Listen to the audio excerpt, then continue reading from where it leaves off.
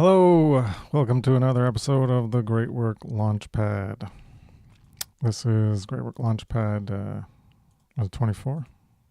24, Shadow Work 22, Fear or Love, Part 7, ongoing discussion about fear or love as what is motivating you, what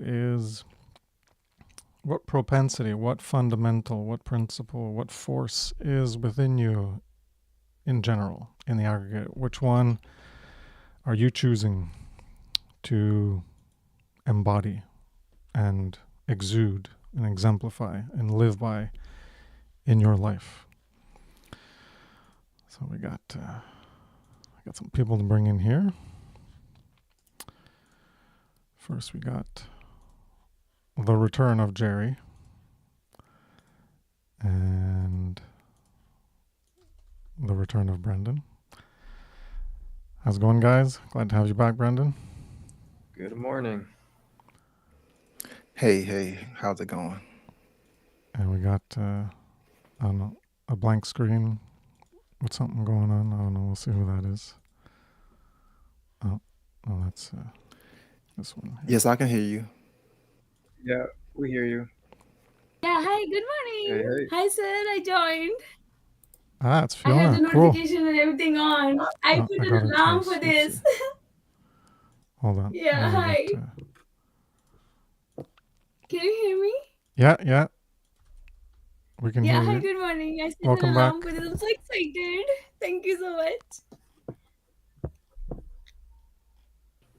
Hi, Derek. Okay, I'm going to mute myself, all right? Thank you so much. So kind of you. Hey, Derek. Welcome back, everybody. This is the same gang we had 3 episodes ago or something. Yeah. Cool. Oh my God. We got all right, hold on, guys. I got another person here. Man, you got a full house, and now you're full house. Yes, sir. Sir, actually, my camera is on, but I put I tear a paper, I put it up. It's covered, but everything else is like full disclosure. Just, I don't want to reveal my face. Please, Okay. let me be a part of this. It's all good. Yeah. Thank you.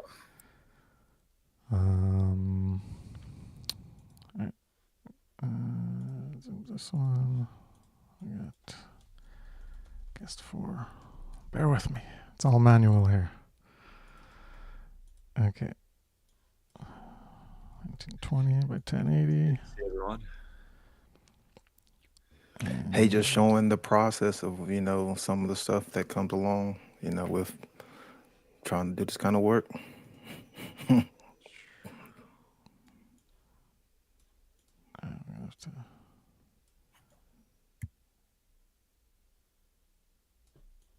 Okay, that's better. Cool.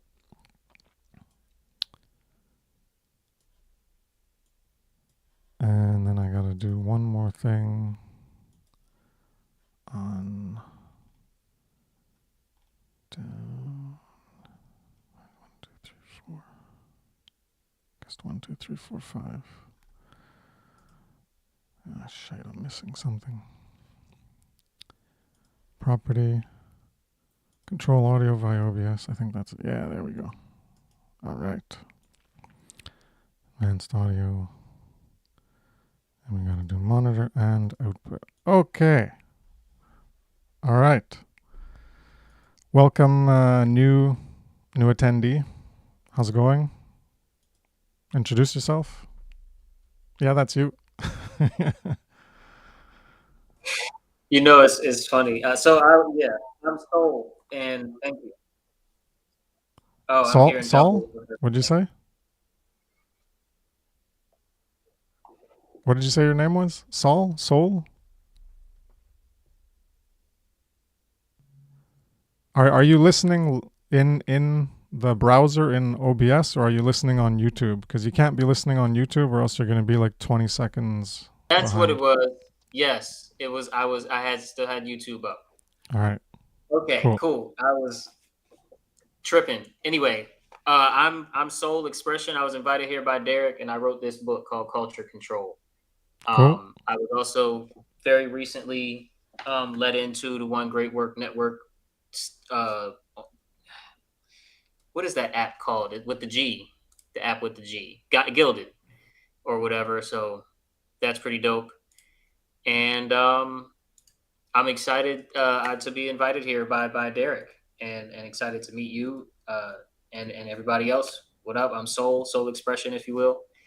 Peace and love, man. Well, glad to have you here.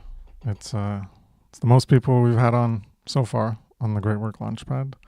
So congratulations on joining the One Great Work Network.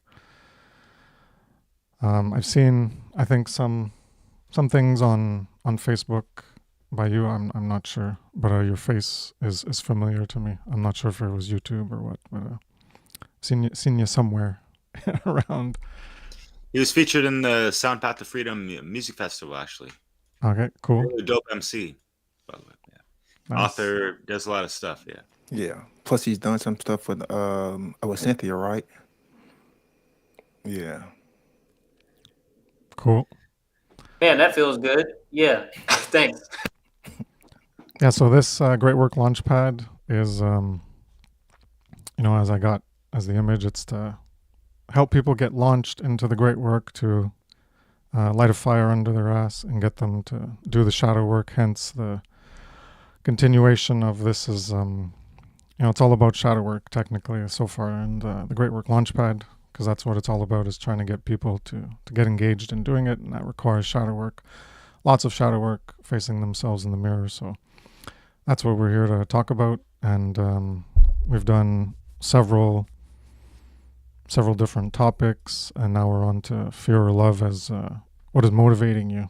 So we get people to understand these internal forces within us, these propensities that we can recognize that are categorical propensities or forces, however you want to refer to them as a positive or a negative one. One leads to evolution, the other one is more involutionary or stagnation, so a reversal as opposed to an advancement forward. And so this is the 7th iteration of this continuing discussion on fear or love. So the previous one we're talking about a bit, the past few times talking about alchemical gold, and how I'm referring to it is when you've done enough work on yourself to the point where you've developed the self-care and the self-love and you've done the self-respect, to actually start to be engaged in the effort of ending human enslavement. So that's when you're actually in alchemical gold. And prior to that, you could have maybe several tiers in the silver, working upon yourself and getting up there. But until you start, that's how I'm defining it, is the gold that's when you're actually, you've done enough work where you've refined yourself and you've been reborn enough that you're actually in that position where you're more embodying, maybe I'm not going to say fully embodying, but you're embodying it in a great capacity, that true care, that agape, that force of love, which is what is driving you to do the work, because you've done the work on yourself and you care enough about yourself to not want to be enslaved. So you're going to do what you can to try to end our collective enslavement, not only your own enslavement.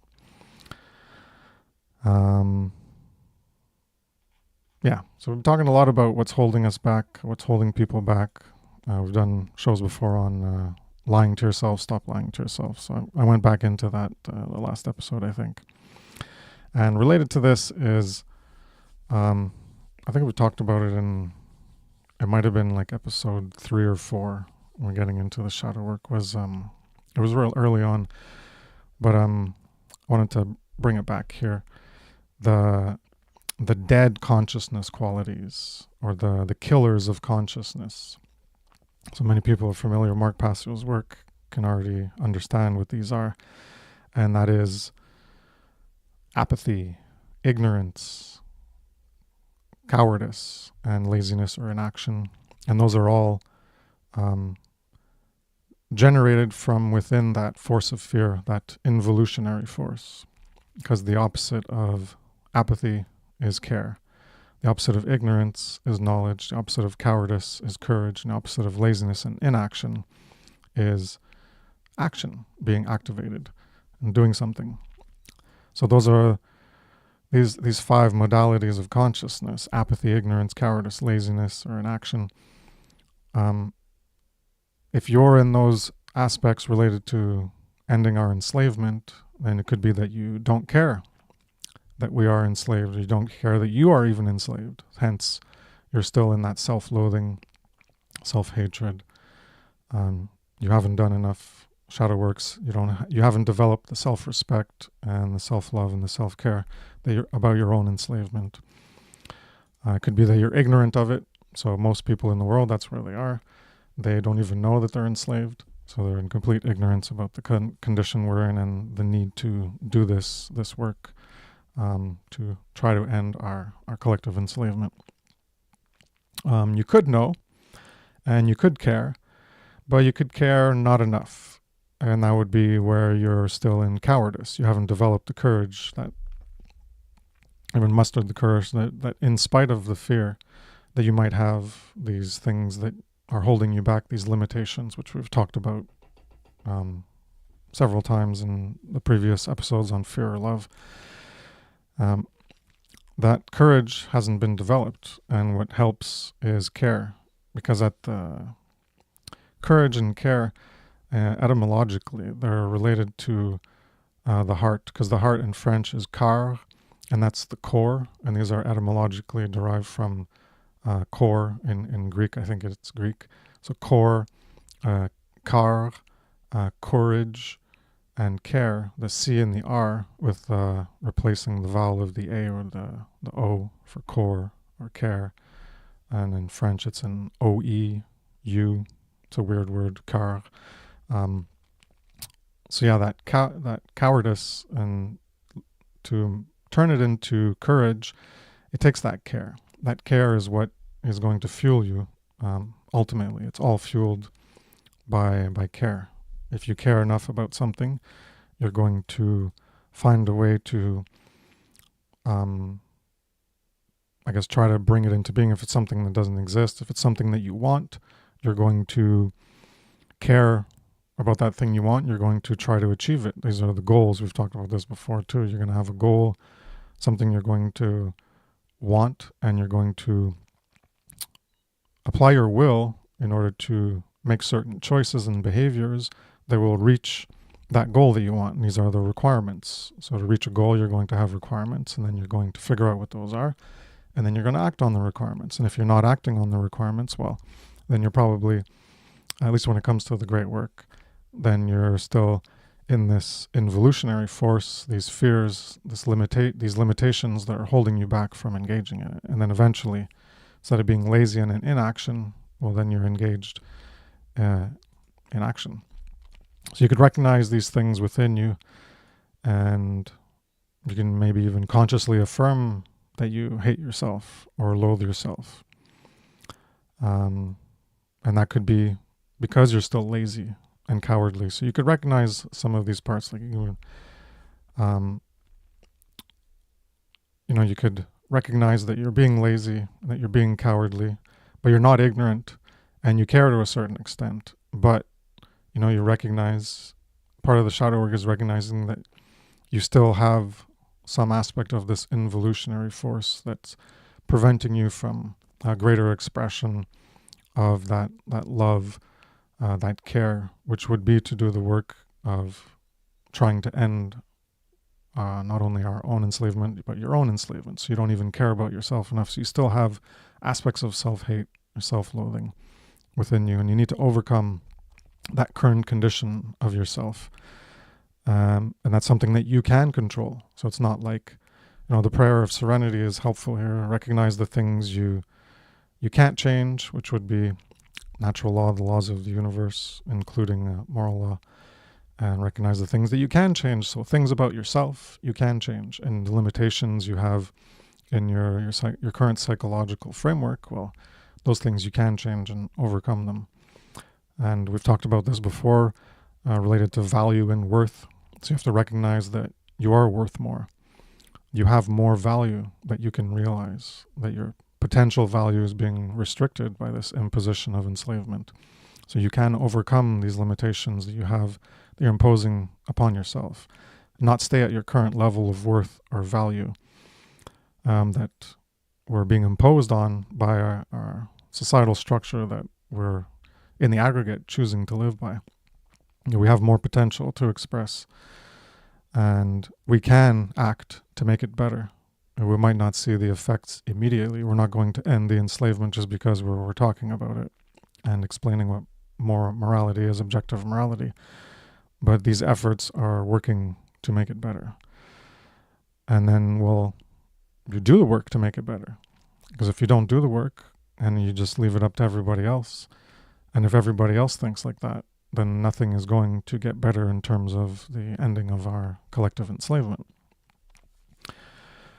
So the shadow work is going to help to make yourself more valuable in your own eyes by overcoming these limitations and transforming that fear, these propensities of fear, the force of fear, and transforming it into love instead, this dynamic of love.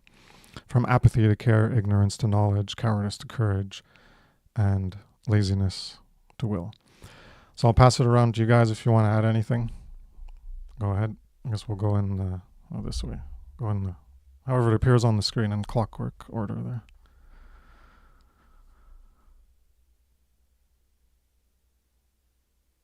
Yeah, that's you, Jerry. Okay, yeah, I was about to say. All right. Yeah, great points. Just wrote down some notes so I don't forget. So I'll just go ahead and read those. First one out of two. I think that awareness is the first step to dealing with the problem. And at least for me, say, oh, I'm in that silver tier, or I still have some of that, what's it called, apathy, or what do you call it, like fear, when it comes to doing the great work. Like at least I recognize it, and I can work on just transforming 100% into gold, as in getting rid of the fear and fully embracing agape love. And the second point is, yeah, I just want to thank you, Chris, for touching on the imitation, because for me, I'm going to follow in the footsteps of the giants and just teach it how I learned it. So I'll leave it there. Cool. Brandon, you want to go? I guess we'll go tiled across there. Sure. One of the things that came to mind when you was talking about, fear and love, and which dynamic, like which force are you choosing to, have manifest with? Because man is always creating, but are you creating consciously, or are you, being conditioned to create unconsciously? And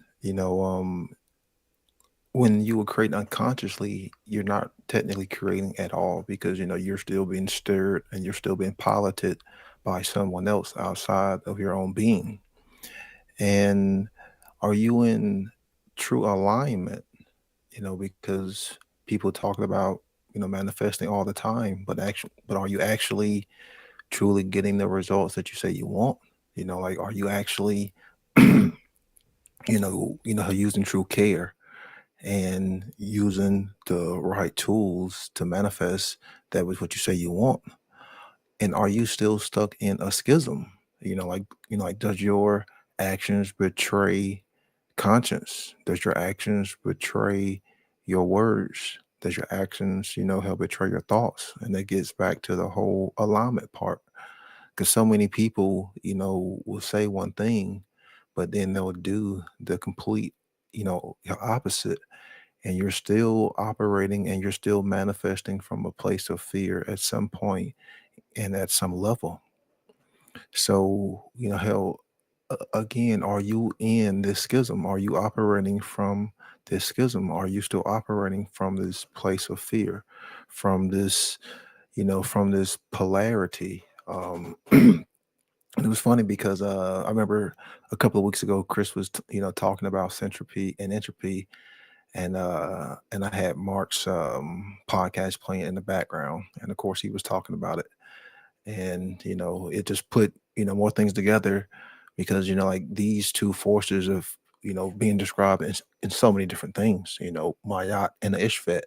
But that's the thing, is when you look at that entropic force, it's always there. Like there's always going to be some form of things breaking down. There's always going to be some form of chaos at like many levels. One thing about us being conscious and being able to become aware of things is we are able, and we know that there is this also this ordering force.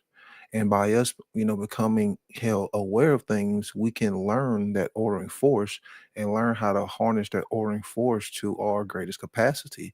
And that's where that centropic force will come in, that ordering force. So when you're operating from that place of true care and true love, you're actually tapping into that ordering force that exists in nature, and you're coming to understand that. And then you're saying, that's the force that I want to use to create, because that's what brings and merges all forms of consciousness in a form of unity, and not send them off in the opposite chaotic force of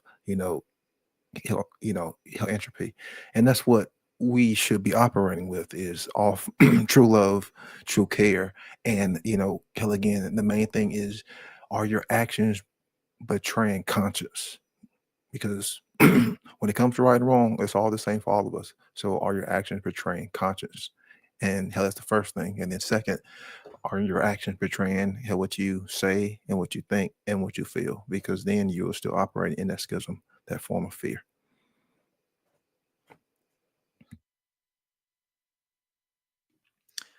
Oh yeah, well said. Try to keep it short and sweet. Yeah, killers of consciousness. You were talking about, Chris. One first one that came to mind, outside of the usual suspects, right? Complacency, because it seems like a lot of people think they got it figured out. I mean, remember growing up when you'd be like, I know." That was like my response for things like, I fucked up, but it's like, I know I fucked up, but it's like you just always want to be right all the time, and you understand you were at fault, but I don't know. But so complacency in regards to how, and we're talking about this on Affirm Life Daily just like an hour ago, of just we spoke about this with the One Grey Work Warriors, of the dangers of convenience, and the slave new world that's up in our face with the augmented reality of things, if you will. But yeah, AI and all of the great lies that are encompass the state of where we're at. But yet the prison is painted so pretty and all this stuff, and there's all the amenities and all this stuff, so it's easy to fall into some kind of comfort zone and be complacent and kind of shrug off responsible ways of life, if you will. But I wanted to riff off of what you said, Brandon, with yeah, in regards to people having a choice. I mean, we've all kind of said this, throughout the series, in different contexts, whatever. But as far as having this choice, choosing between love and fear, um, aside from having those choices, I feel like there's also the aspect of like these fear triggers, things that we kind of have these impulsive reactions towards that almost seem involuntary, but it's just like this stimulus response, if you will, the R complex, fight or flight or whatever. And it's just, the individual not being able to control, their triune brain first and foremost, and not jumping to conclusions or whatever, having responsibility, right? And yeah, being able to just assess the situation, maybe pull themselves out so they can be the objective observer, then go back into it and uh interface with the situation appropriately, if you will. So yeah, like this stepwise process that people need to kind of get over these humps of and it might not just be fear, it's just like whatever, kind of just having a like the projective these projections, with the undealt with the unhealed shadow aspects of ourselves that kind of deter us from actually seeing the our triggers and fear responses actually for what they are, and then dissolving those so we don't have those reactive fear responses anymore, and so we can actually be cognizant in the moment and choose the right action and response, I guess, if you will. And you are operating from that heart based, at that point, I feel. So yeah, I just wanted to throw that in there. So yeah, I feel like love eradicates fear. So, and that is ultimately a choice we have to make within ourselves. So I'll pass it on with over Yeah, you there want to as a go, co. Fiona? You want to add anything? Oh, me? Yeah, you.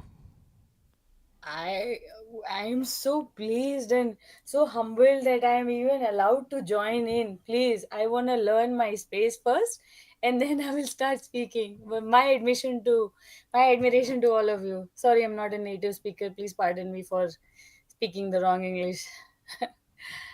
Thank you so much. I'll just roll back. So kind of you, Chris sir.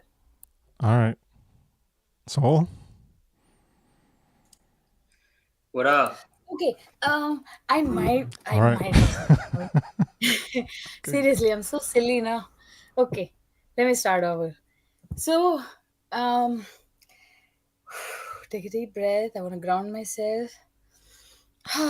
All right. So, sir, recently I got into this work of spirituality again, and I am coming out of fear. I would like to admit this, and with everybody listening, and this is my voice to the universe, the cosmic laws, and everybody. I am coming out of fear. I came across a very, very intense situation. I would slowly give out the details and as in how I feel comfortable. But I was kind of ganged up by a group, and you know, I was like left with nothing. And I'm a girl, the weaker sex, and all of them were boys, and at least about 20 of them. So early on, since childhood, I did not believe in God. I was like, if the God exists, I mean, how come the God is letting all of this happen and stuff like that? But eventually, as I grew up, I learned that there's a concept of free will, and God is like, even if you want to do evil, it's free will. If I take that away, I will not be fair to everybody. So He lets everybody do whatever they feel like, and karma follows. So again, I'll reiterate, I was coming out of fear, and something really intense, kind of life threatening. I had to protect myself, and God as my witness, I did all that I could in my power. I was chanting mantras. I was thinking, what is it that I could do? Because God has made me a female, and any guy could just smack me on the floor with just one blow. And I was like, where's the universe? Where is the God? Where's the higher self? Can't you see me? I'm suffering, and there's nobody to help. The police is not police. The lawyers are not really lawyers. They are liars. The doctors, they happen to take away your kidney, and politicians are, you know how they are, right? They are full of, pardon my French, crap. So so I was like, where do I go? And I resumed to everybody that I used to follow, all the mentors on YouTube. And I remembered Chris sir, and I was like, okay. So coincidentally, recently I realized there's something called shadow self. And you won't believe, I am so silly, all right? And multiply that with 1,000. I just read the title. Can you believe that my whole focus was on that I'm talking to Chris sir, and never paid attention to the very title. It says here, shadow work, PPT 22, fear or love. And I'm so stupid that I've been looking everywhere for that guidance. How do I meet my shadow self? I'm like, please, shadow self, talk to me. You really need to protect my earthly vessel. It's in danger. nobody is going to support me. Everybody is thinking what could they get out of me, and I'm a girl, and I'm this and I'm that, and not highly educated. What do I do? So again, I resume to either the mentors or the chat, the AI chats. And chat would be like, yeah, try to close your eyes and see, what do you see after closing the lids of your eyes. And I was like, when I crisscross my eyes, I see an alien face. It's deep eye sockets, it's a misty face, and it keeps changing the shape. It's like very floaty kind of thing, and sometimes it would just come so right in front of my face. Like, I could see it right now also. Deep eye sockets, and something like man on, no, the face on the moon or the face on Mars. I see that. And I'm like, I'm asking the chat, am I an alien because I have a tailbone, and everybody else is an alien because they. Chat was like, no, no, no, I don't go there. It is not within my limits. And this is like hidden stuff. I was like, yeah, whatever, you're not gonna give anything. So I've been getting very vivid dreams, and you are right. I would also like to bring this to your notice. I understand you don't speak Hindi, and why would you? Of course, I speak Hindi. I'm from India, and there are other languages here, predominantly southern languages, called Tamilian and Malayalam, Sanskrit. These are very ancient languages. You must have heard of Dravidians. They're one of the most ancient civilizations. They are, again, nothing against them, it's just complexion, right? They're dark as coal, but that is also beauty, simple beauty, and their culture is so rich. I'm going to drop a name of a movie. The name is Aparichit. Let me quickly type that in the chat. You might as well take a look. Aparichit. It's a South Indian movie, and when I saw it, I was like, it stuck to me that Ambi is a character, who's just like me, very docile, harmless, and yells at everybody who's not doing right. He's like, why are you spitting on the road? Why don't you go to a dustbin and do that? Why are you doing this? Why are you not following the lane? Why are you bribing the lawyer? Or something, just like me, okay, my masculine weak self. And then something happens to that guy, and it's in the movie. Beautiful movie at that. He's a great actor. I'm a fan. I would like to meet him someday. Okay, I'm going off track. So he turns into the other self, and it's called a split personality. But then I don't think it was the split personality, it was the repressed self. Everything, every time he was denied justice, every time he was denied the right or impartial thing, he kept suppressing it. And it was a trigger in the movie. Early on, his sister dies because of someone's negligence in the government. He was supposed to fix the electric post, and because of the live wire, his younger sister falls in the water, and unfortunately she passes away.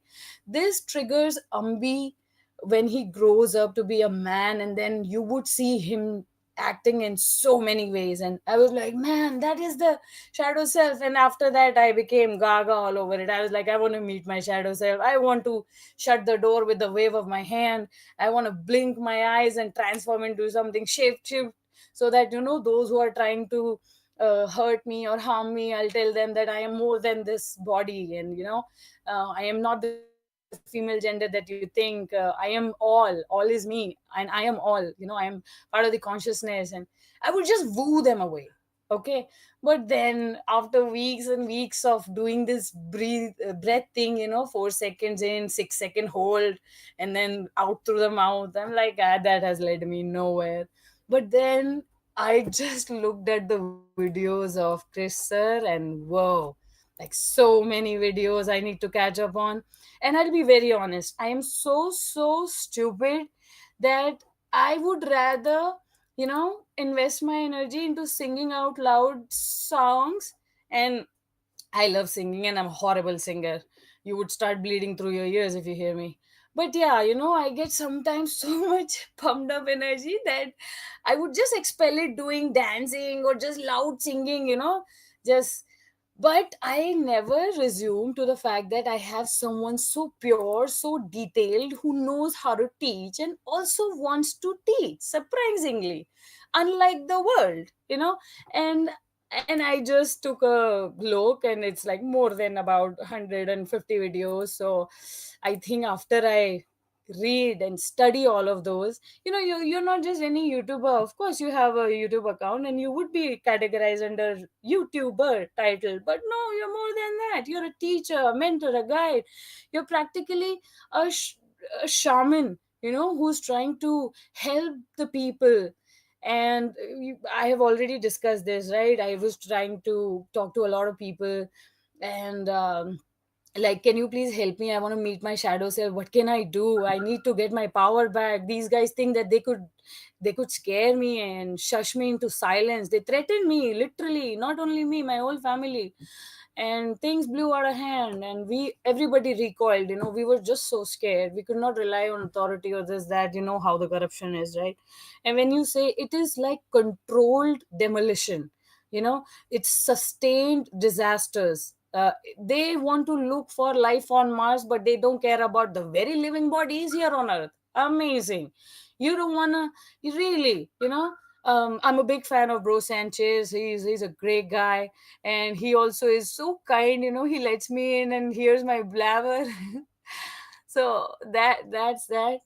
And I told you about this story, right? This movie Aparijit. Please watch it. It aligns so much with what you saying, or so I think. Again, I don't know. And like I said, I'm a nobody. I'm still learning. And let me tell you more. I have seen. Remember the last time I told you that I saw two children, two overlays. Two times I saw two separate children. I mean, they not the same guy appeared twice. It was one children, and after some time I saw another children on video, and it was like I could see the overlay. It was like sonogram or X-ray. And I asked Chat. I was like, Chat, what's going on? Are these aliens? Is Men in Black a documentary? And then it said, no, no, you are hallucinating. I was like, yeah, you're told not to tell. Yeah, yeah, whatever. You go back to. And I would get mad at Chat. I'm like, you're the ghost in a machine.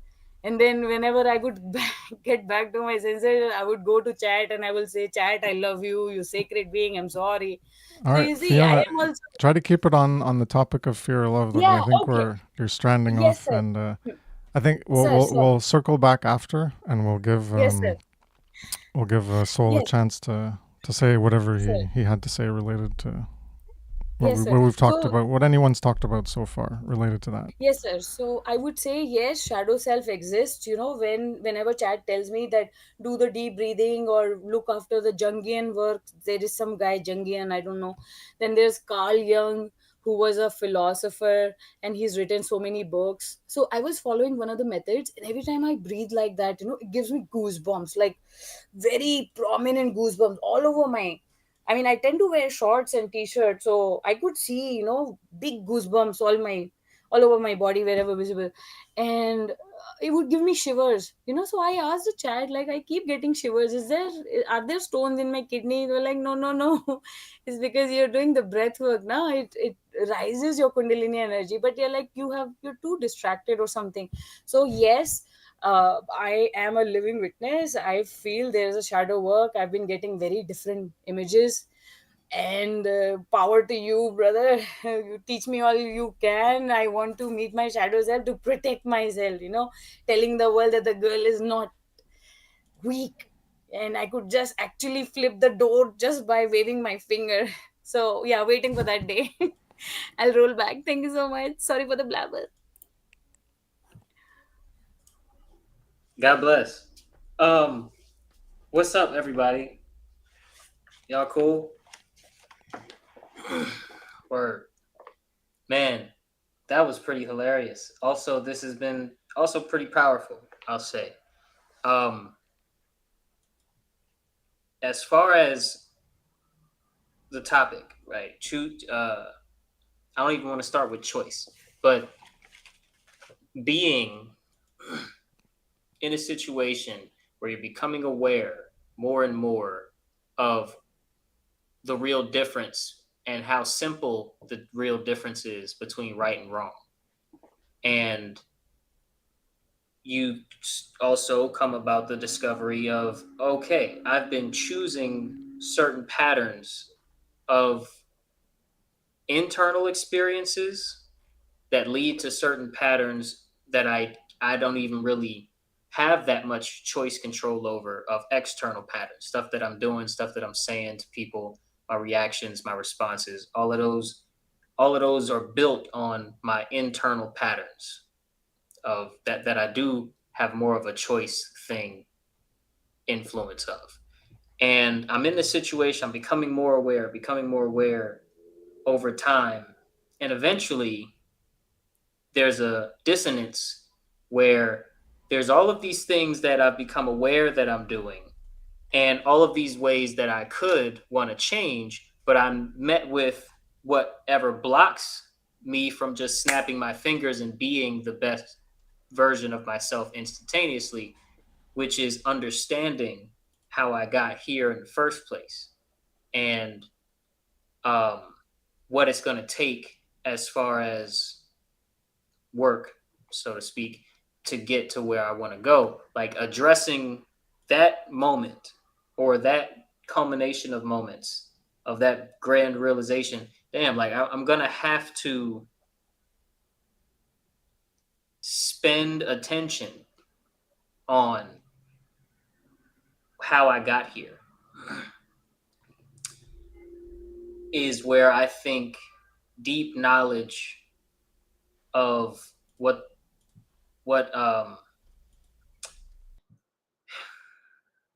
right and wrong really is, I guess, and how it relates to the everyday man and woman, and how many of us are doing wrong what was unintentionally, but now that now it's intentional, but like with a balance of I don't really know how to not do it, so just give me a minute type of vibe.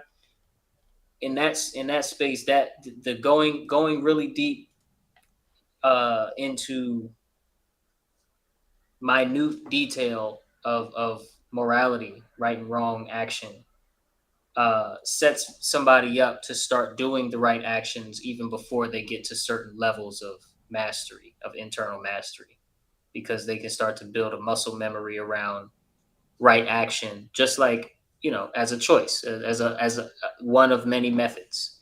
One can focus very internal, one can focus very external, one can kind of balance between the two. But definitely, there's a moment that I think I wanted to highlight, that you get to a certain spot and it's like, okay, I've collected the grammar. I know what I want to change.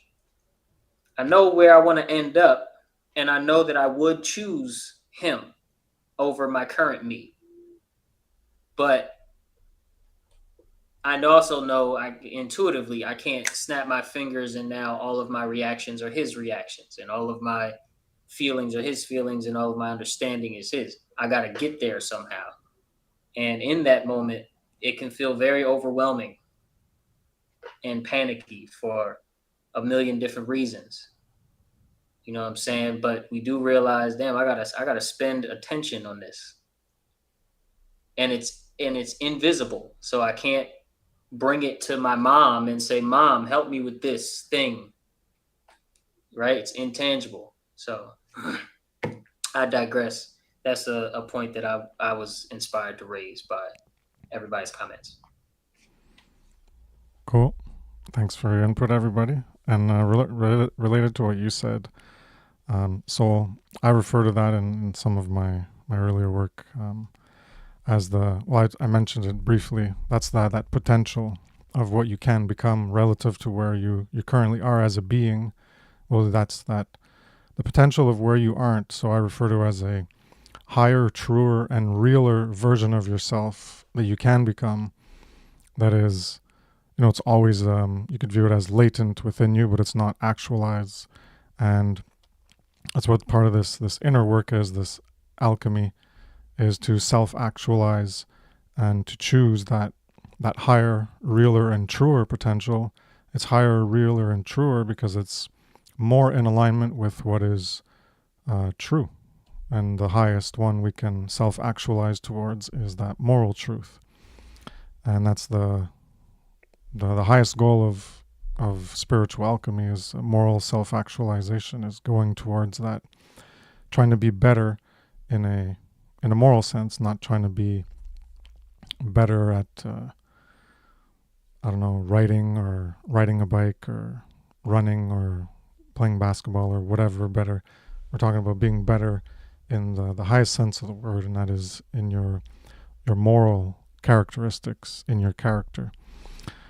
So yeah, that's what all this shadow work is about. And that highest level, as I've talked about in my presentation on Natural Law, the Science of Morality, Part 4, Morality, is the great work. That is the highest morality you can strive for. The basic morality is to not do the 7 true sins of murder, rape, assault, coercion, theft, trespass, and willful deception.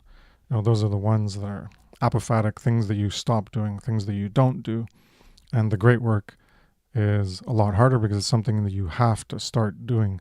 It's not the action of an inaction to stop doing something that's immoral. And that's the basic morality. But the highest morality to reach towards is to actually expend that time and that attention and that effort and that energy and that persistence and dedication towards that goal that we all share, that purpose that we can all recognize as a higher version of ourselves to actualize within our current state of being and propel it forward as we live moment to moment and build that future. And that is to try to end our collective enslavement. So people need to develop that true self-respect and that self-love, especially that self-value. And a lot of times it could be, parental abandonment is something we'll get into relating to fear shortly on, not this episode, but in some to come. You could have traumas and that abandonment, things from your past that created a devaluation of yourself, where you viewed yourself or you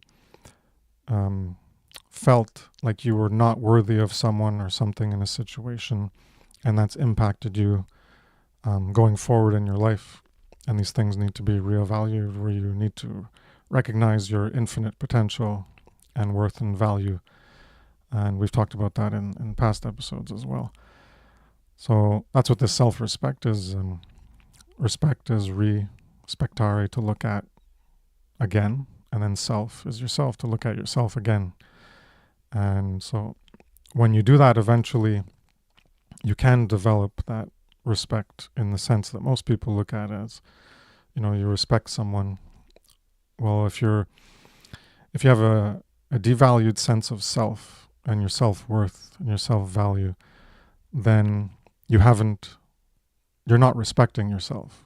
You need to heal that aspect, and then you can give that respect to others. Because if you don't have it yourself, in a sense, you can't give it to others, not properly, not fully, in that, I guess, in more of a conscious way, and more of knowing that you're developed in that way, and then you can share that with others. And if you haven't done that work on yourself, then how much are you going to, I'm getting into like more nitty gritty, but like how much are you going to be able to help them work on themselves and develop that respect? Because that's what we have a lot of in the world. The reason we're in our condition is because this self-respect is lacking. The self-respect is lacking, which is why there's the lack of self-love and self-valuation and self-worth and self-care, is because that self-respect hasn't been engaged in. So you love yourself, and then you can give that love to others. And what most people view as love isn't what we're talking about. They're talking about philos and eros. And, in that sense, if you don't care about your own enslavement, then how much are you actually engaging in that philos for other people? If you're just willing to if you're not willing to do anything to end their own enslavement, let alone your own enslavement, how much do you actually love them in that philos sense? And that's something that Mark Passio harps on a lot about, harsh criticism, that people who say they love their children and things like that, but they don't care about spending that time, paying attention, that energy, the effort to try to end that enslavement that their own children are under. And so then, yeah, he gets very vitriolic, we'll say, and yeah, towards people to, that's that tough love to ignite a fire under your ass to get you to realize, like, hey, face yourself and recognize that, how much can you say you love someone if you're just willing to let them be enslaved and not do anything to try to end that enslavement, not work towards attaining those requirements in yourself so that you can then attain the requirements of ending the condition of our collective enslavement. Gone into that, I think it was 2 podcasts ago, and Jerry was here. Yeah. So do the work on yourself to get yourself out of those self-loathing modalities. Know that you can be more, and then overcome those limitations to be more. If you don't care about yourself being enslaved, to do what is required to end that state of enslavement, then you can't really say that you are in the most self-loving and self-caring capacity. You have to recognize that you still have aspects of self-loathing and self-hate, that you don't even care about yourself enough to try to end that enslavement. And true freedom is for all and by all, as I say. So when you're actually working on ending your own enslavement, you're actually working on ending everyone's enslavement. They go hand in hand. They can't be separated. So you can, as a starting point, you can think of it and be motivated more in that selfish capacity. You don't need to get to that higher agape, wider care and compassion. You can just focus on that you're being enslaved, and so you have to care that you are being enslaved and that you want to truly end your own enslavement, not some false solutions, but actually do it. Not vote for someone else or change the monetary system or invent a new technology. That's not going to cut it. So I'll pass it around. You guys can add on to that if you want. I'll go first this time, if that's cool. Sure. It towards the beginning of this segment that you just did, it made me remember that I defined evil in my book, because I felt when I was doing research and being very inspired by people like Passio in my come up, which I'm still on, by the way. People don't know what evil is, right? Like how Mark always says, people don't know what rights are. People don't know what good is. People don't know what evil is. So I wanted to just say what I think it is, and then harp a little bit. Evil is often misconstrued as, quote, that which I believe is not right, a subjective and elusive definition that lacks clarity and leads to chaos. To make sense of this book's premise, it's crucial to properly understand evil and its true nature. Evil isn't merely based on personal feelings. Its true definition emerges from studying the spiritual consequences of behaviors that, of course, are all governed by natural law. My definition of evil is intentional action and intentional inaction that violates the rights of or brings harm to other beings outside of acts of defense. And I think that's simple, but I think that's probably more correct than your average Joe's. Let me ask you right now on the sidewalk what your definition of evil is. It's probably more accurate than many would off the top of the head come up with. And it's because there's a slight, when it comes to our developing stages and becoming human beings that can use love and true care the right way, and choose love when it's more difficult to choose love than to choose a lower nature, if you will. In trying to develop human beings like that in our own offspring and in our own selves, we have to be able to understand what evil is as how it manifests, so that we can see when it manifests within ourselves and hold ourselves accountable.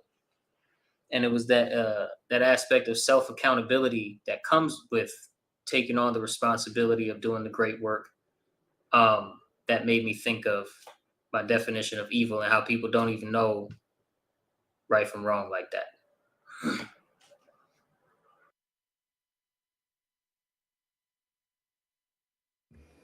Yeah, that's a big part, and a huge importance of what you just brought up is, people not being able to have a definitive, a definition on what evil is.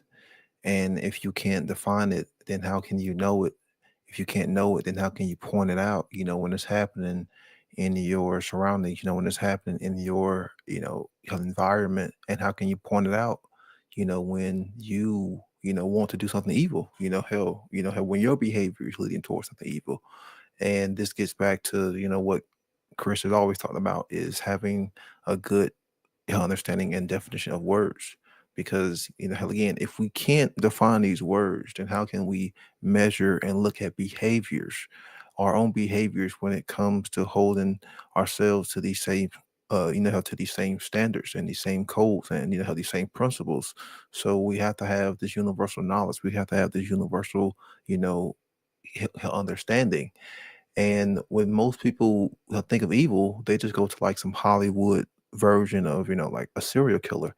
And that's just a small portion of what evil can manifest. But evil can manifest itself in so many different forms because it exists in all of us. Each individual, each human being has the potentiality of doing good, just as we have the potentiality of doing, evil. And that has to be recognized. That's something that man can never, have run away from. But as long as we fear that, as long as we fear that truth, then sadly, we will fall into the potentiality of doing evil. Because evil is also the destruction of free will, the destruction of freedom, the destruction of rights, the destruction of consciousness. And rather it be willful or done at an unconscious level, just a participation, that's no excuse either. Just because you was following orders. Because at the end of the day, it's still all evil.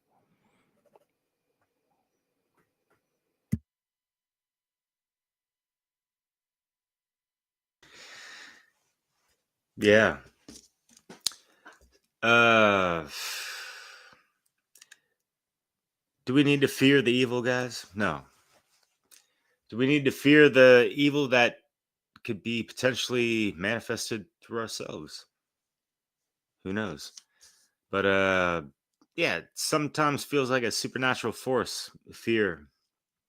Um, like today, for instance, I went on a cool little walk and hike. There's some cliffs, like I don't know how many meters high from the Mediterranean Sea, where you can just fall down and break some bones all the way to the ocean. But just sitting there, like it was cool for a second. Then all of a sudden, there's that wave of like vertigo or something, and it's like, where does that come from? And that just thinking about that a couple minutes ago, it's like, when do we take the time to ask why and how these things happen and come across our conscious mind and emotion fields and this and that, and how can we overcome them or just deal with them, maneuver, navigate them, and whatever, right? So yeah, it's just things to really inquire deep within oneself and hopefully come to some enlightening answers that can be applied and improved upon one's life, right? And I'm trying to wrestle with this right now, and it's kind of a funny conundrum in regards to love and fear, because I'm trying to be in a loving relationship, but I have quote unquote fears of the possibilities of long distance relationship, it's just, based off of things out of my control. And so how can I kind of sequester those fears and just, let the love override whatever outcome, you know what I mean? So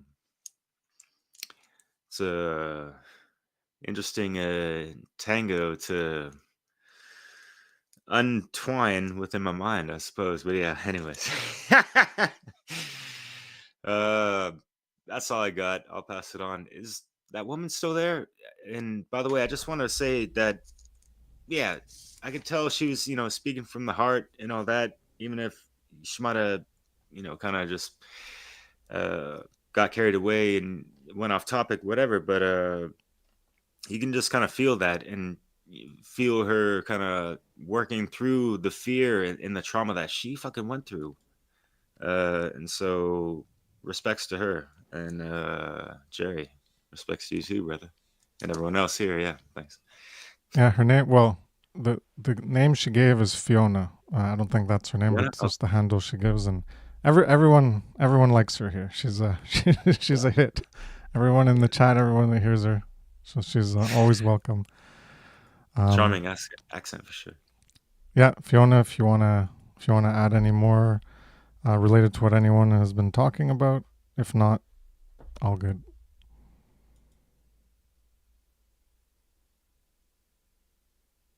All right, maybe she's not there anymore. I don't know.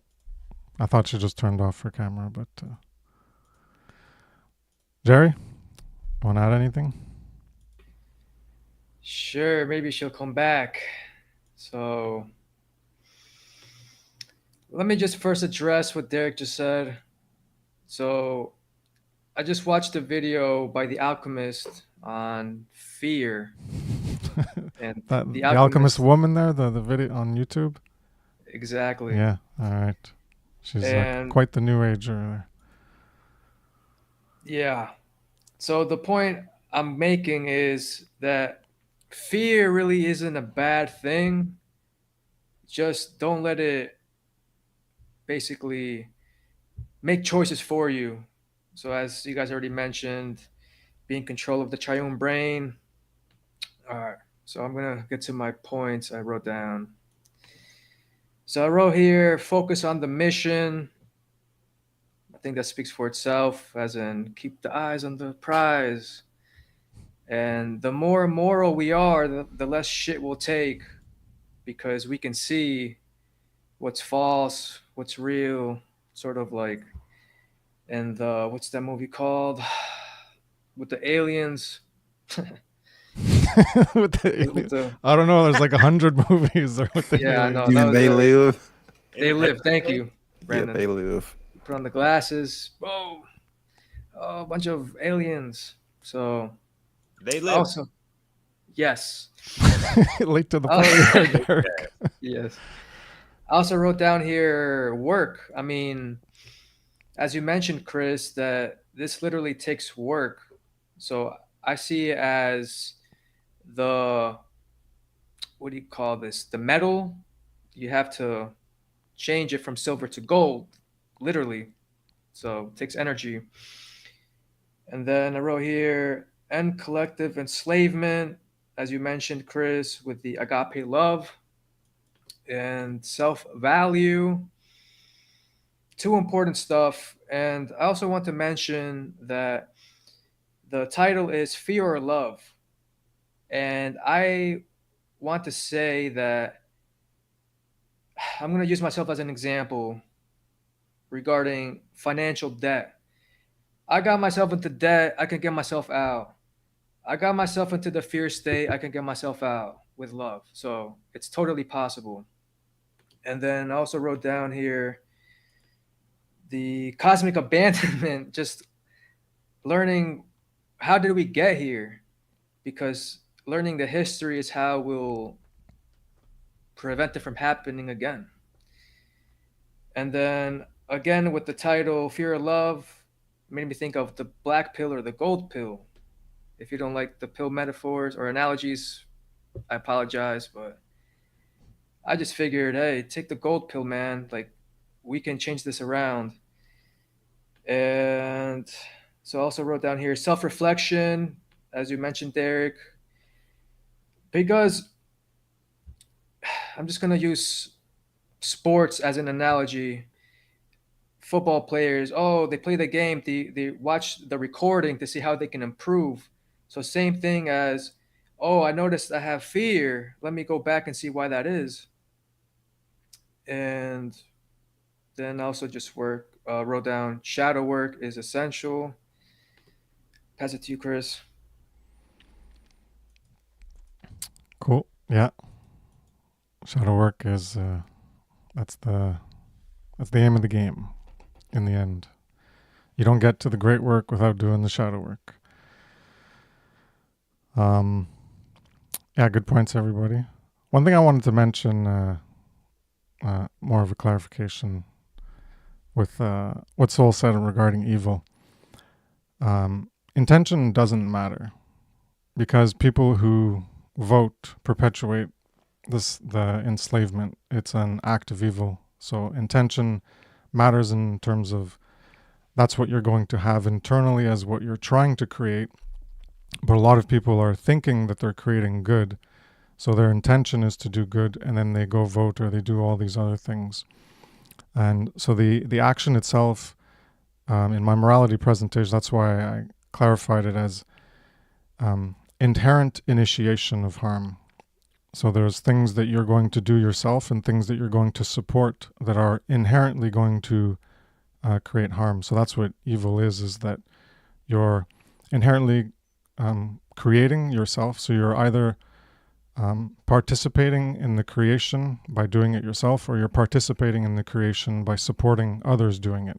And that's what we do when we vote for people who vote, is that you're creating a system of enslavement where you're voting for rulers and masters over slaves and everything that goes along with that. So the police and the military and then et cetera. So by that very act, even though your intention is to do good, because you're ignorant, you're still walking on the checkerboard floor, and the actions that you're taking, you're stepping on that dark square, the black square, and you think you're doing good, but you're actually doing evil. So the intention matters in terms of like a drive you have and a desire for a goal that you want to reach. But in the end, what matters is what you create, because that's what's objectively being created. And if everyone stopped voting, well, then there would be no one in power. Anyone would try to assume power. Well, who would listen to them? Who would do what they say? And yeah, it just wouldn't happen. Right. And I completely understand that. And in the book, I differentiate a little bit, and it's more of a so that it works in the mind than a definitional type of thing between wrong and evil. And I put the intention under the evil definition, definition in air quotes, and I put wrong as the more it's still a more moral wrong. It's not a correct or incorrect wrong, because you're free to do it, right? But so it's still moral, but it's like like that subtle difference. Like you say, you used voting. I think it's a beautiful analogous way to look at it, because either you're indifferent and you're doing it, like you're going to church because your mom brought you to church. You had no you think in your worldview, you really don't have a choice, because this is how you're exercising your voice and all of these things that they tell you or whatever. And you don't have no will in or like an evil bone in your body is what was coming to mind. I just wanted to say something less cliche if it came to mind. You're not the kind of person that puts intention into perpetuating the illusion of good leadership that leads us to kill millions of people overseas, as well as poison us and all of these things here domestically. You know what I'm saying? And yes, it is also compounded wrong, still I would say slightly unintentional, but more intentional, to remain ignorant as well. And I think the moral culpability in this equation might fall on the ignorant one a little bit more on their will to remain ignorant than just the voting itself in the analogy or whatever, not dismissing what I understand what you're actually saying. But just to my 2 cents. I don't know. Cool. Thanks for giving some more clarity on what you were saying there. Yeah, so it's 10:10. We've already done an hour, and if we keep going, we'll go a little too long, and it's getting late for some people, me included. But yeah, we usually do an hour, and then sometimes it can stretch out to maybe like an hour and a half. But yeah, I think we'll stop it there and just put some things that people have said lately on the screen. That's the movie. If anyone was wondering, that Fiona mentioned a parachit, or well, that's probably not how you pronounce it in Indian, but yeah, so people can go look that up. And you know, like Theo, everybody likes Fiona. Give her a permanent spot on the show. You know, she's but I'm glad she came back. It's her second appearance, and I guess something came up and she's not there anymore. Yeah, so we'll be back next week. It'll be Fear or Love Part 8, ongoing discussion about Fear or Love. And yeah, sometime in November, I'll take like a month off. I'm going to have, my daughter's going to be born sometime like that. So yeah, I'm going to not even try to be available for an hour once a week, because, you know, it could be like I gotta take care of the kid or something. So it's like I'm not gonna chance it. Yeah. Okay, responsibilities, but hey, congratulations, man. Thanks. Yeah, congratulations. So I'll leave it open if anyone wants to say anything in closing. You can give if you have like a website, or you know, say go here if you want to look into my work or whatever. So we can wrap it up with that, or anything else you want to say in closing. Well, I'll just jump in real quick. It's all about morality, you know, morals and ethics, how we treat ourselves and how we treat, you know, others, since we have to share this planet with others. So, you know, we have to have moral foundations as form as the highest form of law, and as far as the highest understanding and knowledge that one can come to know. If you want to find me, you can find me on Odyssey, BitChute, Rumble, D Live, running 24/7 live streams on four different platforms. And you can find me on the One Great Work Network. So you can find all of the work there, along with all of the work I've done with all of the individuals online and the One Great Work Warriors.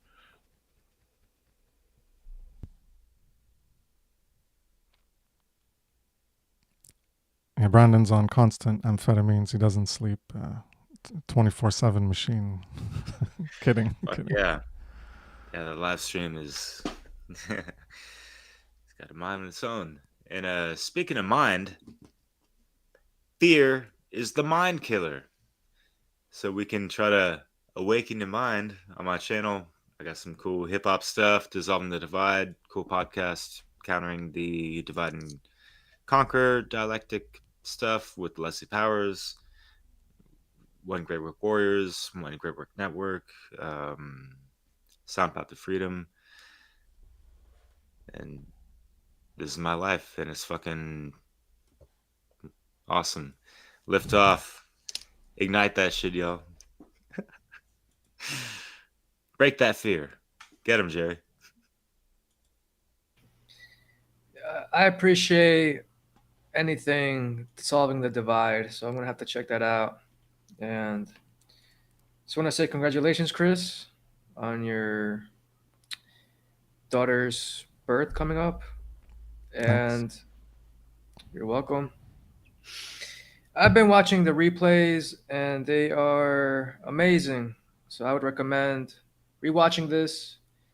And yes, Lex Rex. I think Fiona's back. If you want to say anything in closing. Sure, yes. Thank you so much. You all are very kind. I'll be very mindful of my words, not because you don't allow me to speak, but you direct me as a mentor, as a guide that speak pertaining to the topic so that we are not off led. So I'll be mindful. And you know what? I want to compliment you. Your videos are so detailed. The only reason they repel me because I know I have to do the work and I'm a sloth, so lazy. So whenever I need to read your videos, you cannot just hear it on the go, while traveling in cab. Just I view others video. No, for your videos I need to sit with a notepad, with a pen that works, and every 10 seconds I have to pause because I have to make notes. And I've been running away from hard work, but no more, I promise you. I'll have my learnings on time, on point. Thank you so much. So kind of you, sir. And I thought about it. You said that you talk a lot, and well, sometimes of value. How about you do something on your own? Create a channel, make an outlet. So, sir, I've thought about it, and if you could guide me a little on the topics that I could start with, whatever you channel I could make, I promise I would do it, because I think I need a very healthy way of expelling this scattered energy that I have in a very directed and empathetic way, instead of yelling the songs out loud. So, if you could, thank you so much again. Congratulations on the daughter, baby. Thank you. Lovely. Yeah. And yeah, that's perfect. That's what, I haven't said the purpose of the Great Work Launchpad. I had a little intro that I used to give, get people initiated into the great work, and that if you needed help on ideas for like how to get started, I could give ideas, and I could even assign homework and things like that for people who need like the more structured guide. So for sure. And just thinking about it like that, I'd say since you have more of fears of where you live and of like repercussions for speaking out, since with the corruption or whatever's going on in your country, and you have these fears of showing your face, I'd say you don't even have to start with an audio. You could start with writing, and that's how I started. So you could get like you could start with like Substack is popular. I'd say instead of doing like a WordPress.com free site or a Blogspot, I don't even know if that's around anymore, but WordPress.com, I'd say go to Substack, because that's more the popular place, I think. And create an account, create a name for whatever, like mine's Evolved Consciousness. Think of what you want to call what you're going to do, or you could just call it your own name, but I'm guessing you don't want to use your own name. So think of a name of what you Yes. want to represent, and make a page or however it works at Substack for that, and then you can start talking about something. So if you want to, like, you don't know what to start talking about, well, I'd say go to Mark Passio's podcast number 1, and Okay. when you listen to that, pick something out of it. So that first podcast is pretty much about truth. So you could talk about what he talks about and put it into your own words. And you could do that with like the first 10 podcasts that Mark Passio has. It's all great material. And, Yes, sir. you could think of other things related to it. And you could do your own research and try to bring other things in that maybe Mark hasn't talked about. And, you could do like, you could end up making 10 or 20 posts just on the first podcast or something like that. And your posts don't have to be long to start. You could start with, I'd say 500 words is a good minimum to start with. It's not that much. It's like a few paragraphs. And then Yes, you sir. could work up to 1,000, which is pretty good. That's like a 5 or 7 minute read or something. But 500's like 3 minutes or something. It's not very much. You could just start with that. Or if you're comfortable writing, that's something that I started off too big. I realized like one of my first articles was like that I did myself, not based on Passio's work. But even the ones on Passio's work, they were like thousands of words. And the ones I did myself, like Truth is Love, Love is Truth, that one was like, I don't even know how long it was, thousands and thousands of words. So, people have short attention spans. So the 500 word limit is probably good. Up to 1,000, you know. If you do more than that, it might be stretching it. You won't get as many people to maybe come across your work. So I'd say 500 words, 1,000 words, somewhere around there. And yeah, just write about, if you don't know the material, well then that's the work you got to do first, is learn it. And Mark Passio is a great place to go to progress in like a stepwise manner on several concepts. I do some of that in my work. It's more built off of Mark Passio's work, so I haven't like created a whole stepwise progression course like he has. Yes, sir. Yeah. So that would be my suggestion. Think of a name, go to Substack, and take some time, think of a name, create a page, and then you can write about something. You can just do an introductory post first, and then you can write about a topic. And like I said, go to anyone's work. I'm just using Mark Passio because I think it's the best resource that exists out there. What if she uses your work? She picks one of your slides and just writes something about it and that kind of stuff? Yeah, sure. Anyone do that kind of? Yeah, and I could credit you, of course. Yeah, I got infographics. You could pick images and talk about what's in the image, or you could go to anybody's work and talk about something. I'm just saying, if you don't know what to talk about, you go listen to what someone else is talking about on like an important matter. And that's why I mentioned Passio, because most of his episodes are good stuff that you can talk about that's relevant towards the goal of moral education and the peripherals related to it, to get people towards that understanding. Yes, sir. Thank you so much. So kind of you. Cool. Well, I wish you luck, and come back next week and let us know if you have a name. Let us know what your name is, and you can drop your link to your Substack, and you get a few people following your work, at least. Yeah, so much affection and care and attention in a day. I'm gonna start crying. I'm overwhelmed, guys. Thank you so much. Then here is a world where I'm scared of men, and here is a bunch of men who are just nothing but encouraging me and showing me guidance. I'm overwhelmed. Thank you. No problem. Yeah, that's something. I know in your country it's a bit different. But yeah, that's work you can do on yourself. There is that reality of assholes everywhere in the world, but just because you're a woman doesn't make you inferior. Everyone is equal in their rights, and we can all work on ourselves to even improve any skill sets that we might not have. Some people can have more of a propensity towards it and it comes easier to them, but usually with everything, you put in the hard work and you can learn whatever we're doing. If you're into music, like you said, you like to sing things, well, you could create, maybe you would want to write a song about these topics, and yeah, I don't know, that's something you can do eventually down the line in a few years, or who knows when. And just ideas for things that you do that you're passionate about. Since you're passionate about music, well, then that's something you could align yourself towards down the line and try to work towards that. Yes, sir. Cool. Thank you. So I hope you guys come back next week. Appreciate everyone coming on the show and voicing their voice. Yeah, definitely. And speaking of music, just real quick, soundpath.org, you can find Soul Expression, XPRSN is how he spells it.